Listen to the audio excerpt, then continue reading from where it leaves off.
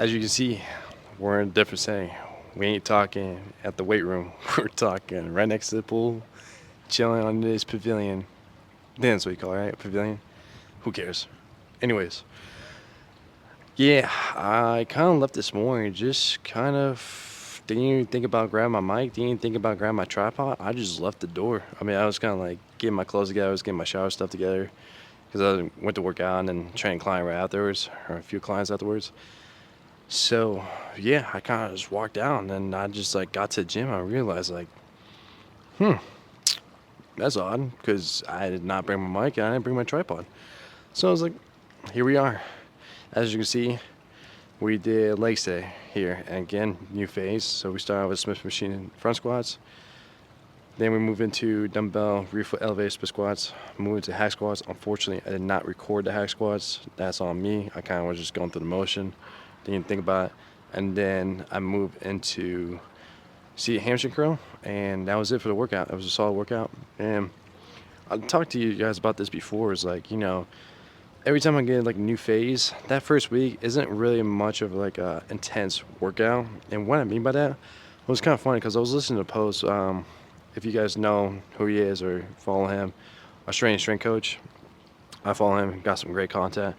I was listening to his post and he was talking about like if you have like a 3 or 4 or 5 6 or how many weeks set block of phases you do, and like every time you get a new phase, what's that first week look like. And I talked to you guys about this before. Is like, with the first week, is like I already don't like go as hard. Like I still push myself, but at the same time, I'm still trying to find out. Because again, with the first week, you got different rep schemes, you got different, exercise selections and different orders, right? As you saw in last phase, dumbbell rear foot elevated split squats was on the third block of the exercise, right? Now it's moved up to the second, and it's a little bit more short on reps, right? It was 6x4 today, as opposed to last week. It was like 4x8s, 10s, and 12s. So it's different. So it was like going off that is like I was just from finding like a good foundation for myself to find good weight. So in the week 2, 3, and 4, I'm able to push myself more. I'm able to have a good idea baseline what weight I need to do.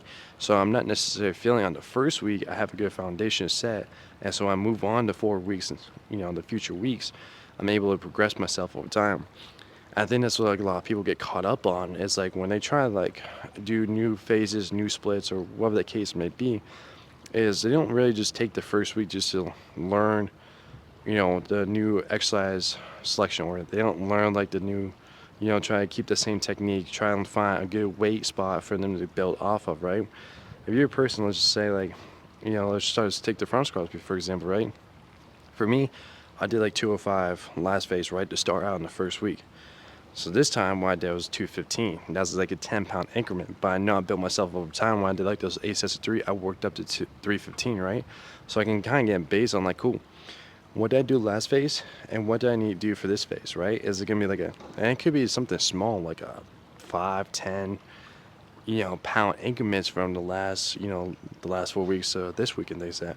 So it's just pretty much based on like when you try progressive overload, when you try and like build muscle or like grow in a sense, is like you don't need to like keep going off like in a big increment level spots in a sense. Like you can just do about small 5 to 10 pound increments, just to set you out for the first foundation of the week. So when those weeks 2, 3, and 4 come up, you can really push yourself harder because you have a good baseline. Like this is the weight spot I was at. This is like how I felt. Like I felt good this week. This is what I can do next week. Give myself an idea. All those things like that. So when it comes to like doing new phases or when it comes to like new sets, reps, exercise selection orders, all that good jazz, really take in consideration, really like harp on like that first week, because that first week is going to be the deciding factor on how well are you going to progress or are you going to regress, right?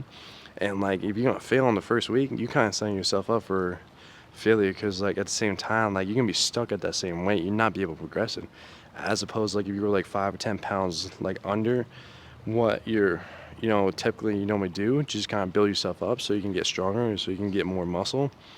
That's gonna be the better option. So it's that.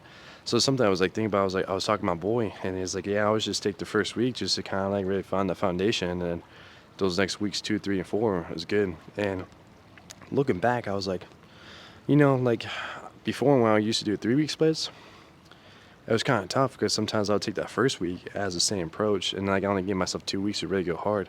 And I think this is why like 4 week splits is a lot more beneficial because you can take the extra first week to build a foundation. Again, I'm not saying you slack off in a sense. I'm just saying like you find that flow, you find that foundation, but then you like those four after that first week, you give yourself 3 weeks to really push yourself and really take yourself to the next level of intensity, all those things like that.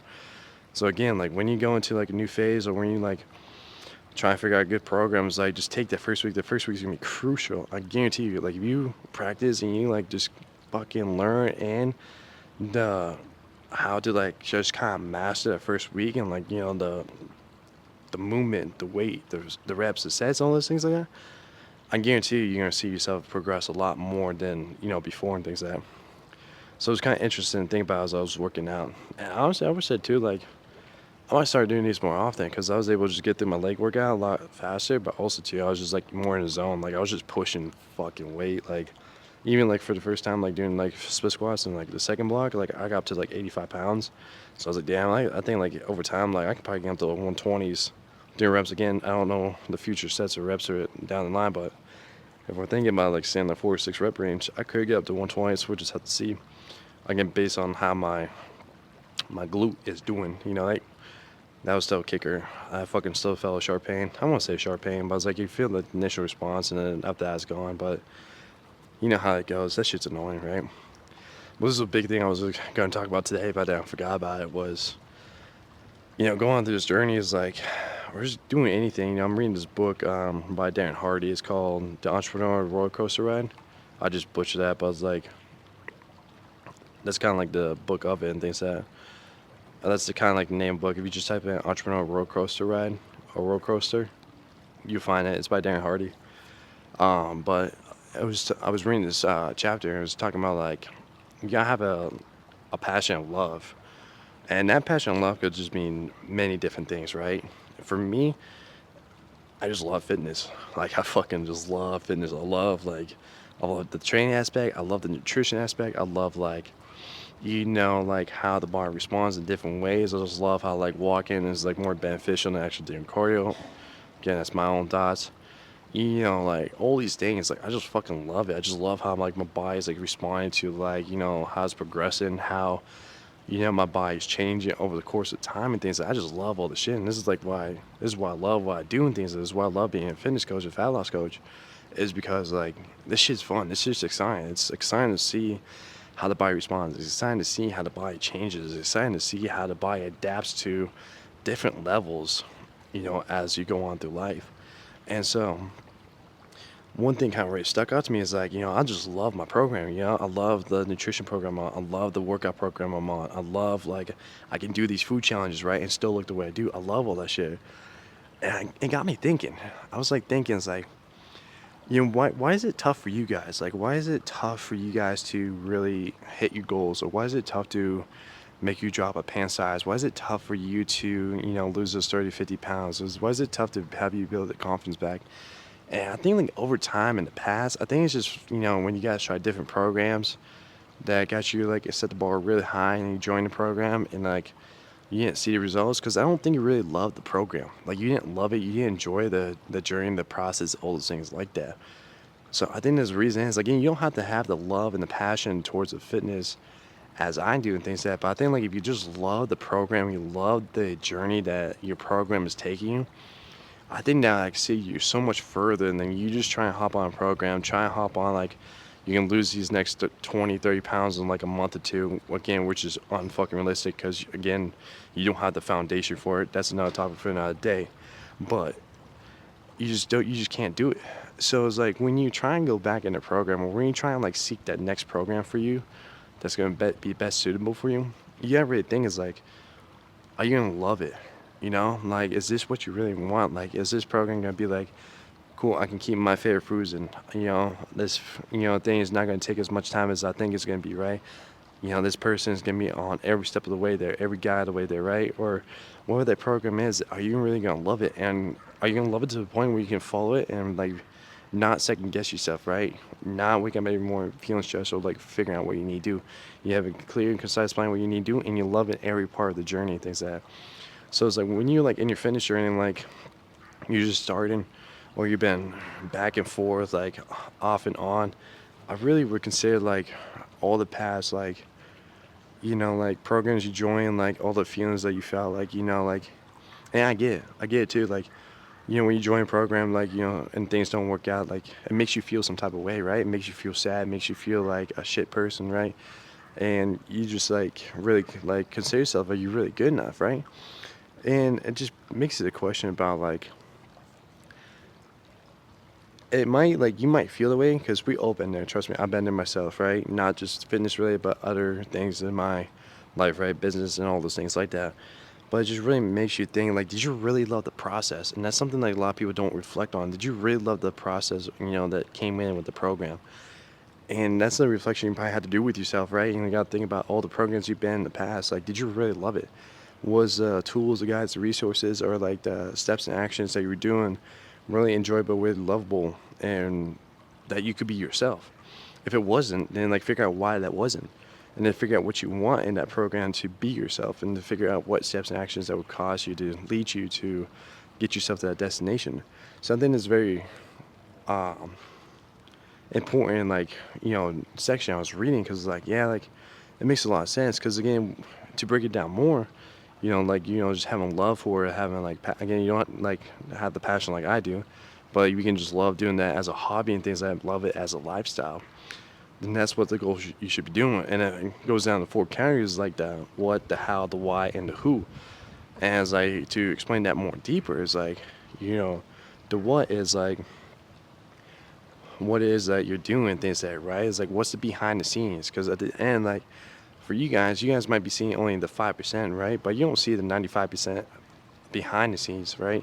You don't see me meal prepping. You don't see me counting my calories, weighing my food. You don't see me working, like, you see me working out, but working out, so you don't see me doing my 10,000 steps, 12,000 steps. You don't see me drinking a gallon of water, right? You don't see all the behind the scenes that I do. The only thing you really see is like the body composition that you're seeing right in front of me that I'm achieving things at. So that's like the what, and like the how is like how you implement it, right? Are you just going through the motion and you're just like, yeah, I'll just check out the boxes? Are you really going to full throttle, like fucking just going balls to the wall, like, yeah, like this shit is like make like you enjoying this program, like this shit excites you, like you know exactly how you do it. You wake up every single day knowing exactly what and how to do it and things like that. And it's like, the steps and actions you need to get yourself to the next level. And then comes, the why. Is like, why are you doing it, right? Like, are you doing it just because like you're sick and tired of being in that same position over and over again, repeating that cycle? Are you just tired of like, like you want better change, like, you feel like you have more potential, but you just don't like where you're currently at right now? So you gotta figure out the why and like who you doing it for, right? And to give you an example, the who's kind of interesting because like who are you doing for is like, are you doing for like family, business, this, your person, whatever the case is. Like for me, my who is I do it for my future family, I'll do it for my future kids. As I want to make sure like in the next 20, 30 years when I'm 15 and 16 and my kids want to go outside and play, I'm step by step with them. Things that I'm keeping up with them. That's my who. Also to make sure I'm still run my business, driving my business, make sure I'm energized, alert, all those good jazz like that, right? And make sure I'm there for my people at my full state. So that's my who and things as like what and like who I'm doing it for. I'm not really doing it for myself. I'm doing it for my current parents. I'm doing it for my future family. I'm doing it for my future kids. That's who I'm doing it for. I'm not really doing it for myself. Like, yeah, there's a bonus for like why I'm doing it, but at the same time, that's who I'm really doing it for. And I think that that's like a missing piece of life you guys miss is like, if you can really lock that down, like who you're doing it for, I tell you, that shit just brings a whole different level of game right there. Like, I guarantee you, like, you just like figure out who you're doing it for, right? Like, who doesn't want to be like in shape, healthy, being 40, 50, playing with the kids, right? And you see, like, it's crazy thing. You see all these adults now, they don't even play with the kids anymore. Like, it's sad to see. I remember, like, growing up as a kid, I asked my dad, like my mom, like, hey, you want to play catch or you want to play some basketball? Like, you play catch with a football, whatever that is. Like, they were down to do it, right? It's like, fast forward like 20 years, like, you don't see that anymore. And it's just sad to see. So I was like, I want to make sure, like, I'm the parent, I'm the badass parent. Like, hey, If my kids want to play outside or like they got a group of friends they want to play like football or like anything activity wise, no questions asked. I'm gonna be there right with them because that's who I'm doing for. I'm doing for the kids to be a part of them and things like that. So nothing excites me more than that part. So really, when like you look back on everything, it's like the section is talk about is like the love for it, right? You gotta just love the program. I mean, I talk to you guys all the time. Like, man, like if your program doesn't excite you to the point that you can't wait for what the future is coming, then like, are you really in the right program? And like, do you really love it? Because I guarantee you, I fucking love the program I'm in. I'm fucking excited to wait. Can't wait for what the future holds for me, especially like, I can't wait to like what 4,300 calories is gonna do to me. I can't wait when I start cutting in March and things like that. It's like, there's so many things that I'm like fucking anxious to get started and things like that. But I was like, I just have to wait. I just had to let the course do itself and things like that, right? So it's like, damn, it's like, it's crazy to think about that too, because I never felt this way before. Even when I was getting ready for the show, like the first show, second show, like even like throughout my times, like I never really, felt this way. So this feeling is so much more different than it's been like a year, 2, 3 years. Even all the times I've been here in Houston, I was like, dude, this shit is crazy different. So it's really something to think about, like in your journey. Is like really like find a way to love it, right? Find a way to love the program. Find a way to enjoy the process. Enjoy the journey. Stop thinking such a short-term mindset. Stop thinking what could happen in the next 30, 90, 6 months now. Start thinking long term. Start thinking like 2, 5, 10, 20 years down the road. So you can get yourself a better motivation. You can get yourself a better drive. So you can get yourself a better clarity, that vision to understand where you're trying to go to versus just the here and now, right? Think long term. I guarantee you start thinking long term, your whole perception, your whole vision changes. So that's exactly like I was hoping I would talk about today, but unfortunately we're in just a different setting. But like I said, guys, this shit just fires me up. Like I said, like World War second weekend, like haven't really gained anything either. Still chilling 235. So like I said, I'm just excited for this. So hopefully that resonates with you guys. Hopefully it just gives you a different perception, gives you a different vision on like what to think about, like how to look at it differently, all those things like that. Because again, like I understand, like if you've been like in the same run like I was, going to like my heaviest 255, cutting back down to 225, then doing it again, get back up to 255, then have to get back down to 225. Like if you're like tired of just going back and forth, repeating that cycle, that history, and it's like maybe this might be the message for you. This might be the way to like, hey, like let me really think of like what does a program look like for me to love and for me to enjoy and for me to wake up every single day that I'm excited to know what the future's gonna hold for me, right? So I'll just leave you at that with you guys. So other than that, I got a little downtime chill, so I'm just gonna finish out, get something to eat, and then head off to my clients and things like that. Other than that, we got chest tomorrow, chest and tries, and hopefully I remember to bring myself the mic and tripod. Other than that, you guys have a blessed